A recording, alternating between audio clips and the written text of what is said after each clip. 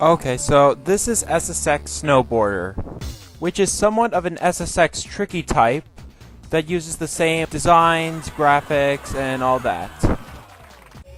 When you start up the game, there are 4 choices, whether it's Show Off, where you can do tricks, Time Challenge, which you can race, Tokyo Megaplex, and Pipe Dream.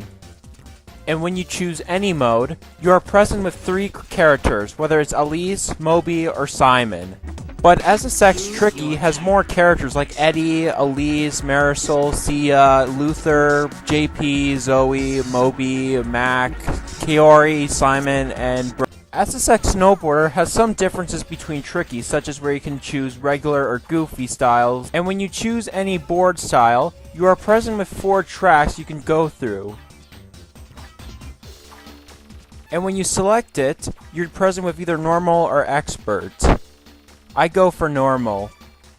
What I noticed something strange in this one is the timer, which goes slow, but in Tricky, it goes faster.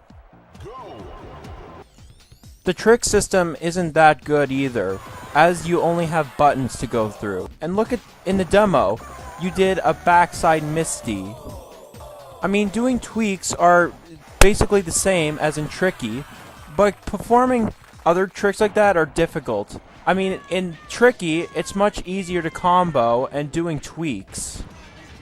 Doing rotations are kinda decent, but you don't combo it, which is just a big pain. And once your Tricky meter is full, it will start rotating like in Tricky, but there's no Uber tricks in this one. I guess it's impossible to perform. Tricky, however, performed the tricks really good, like in the original, because in this one you do Uber tricks, which every time you land an Uber trick you get more points and you spell a letter. So why do you have the Tricky meter in SSX Snowboarder even though you can't do Uber tricks? Go to Tricky, you can do Uber tricks, you can do tweaks, you can perform flips, spins, and combos as you want. Another strange thing about this one is that they recycled the crowding sound effect from SimCity 2000. Take a listen.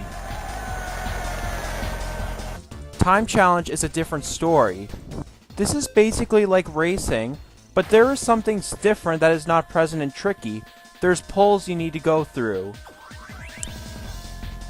And when you miss a pole, you lose some of the boost in your Tricky meter, even though you can't do Uber tricks.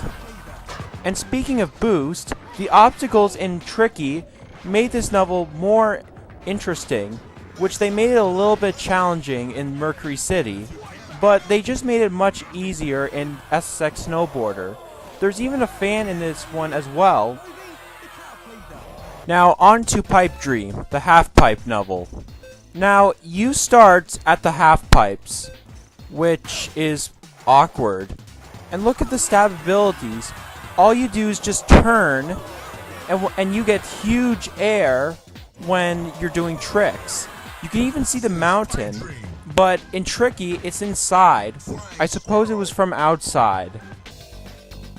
Mensa Blanca has an interesting one.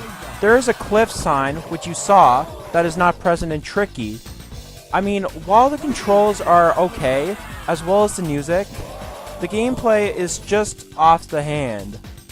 I mean, yeah, it does have a lovely background in the novel, but SSX Snowboarder is a one-player game.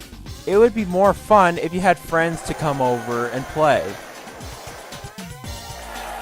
Tokyo Megaplex. Tokyo Megaplex is an interesting story. You don't start at the huge fan like in Tricky, as there is so many fans you can do. You do a lot of tricks and do some combos, but not a lot of them.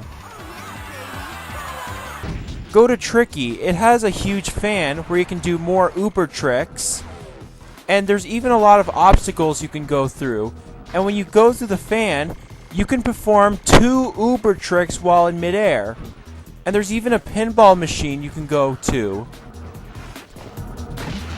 I stick with Tricky because it has an awesome concept. The lamest novel design I've ever seen is Hawaii Ice Jam, because look, it looks much easier than in Tricky, and it has somewhat of a beachy theme. Tricky, however, has a lot of obstacles where you can crash through, find some interesting shortcuts, a really icy track, which you will not do a lot of tricks in this one, and you might not do a lot of tricks in Hawaii Ice Jam, except for a few.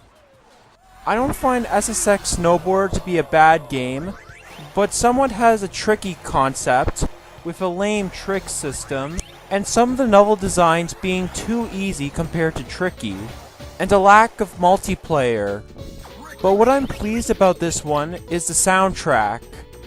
But while it does feel jumpy in this one, it's kind of surprising that they made this snowboarding game into a TV game. That's it for my SSX Snowboard review. Thanks for watching.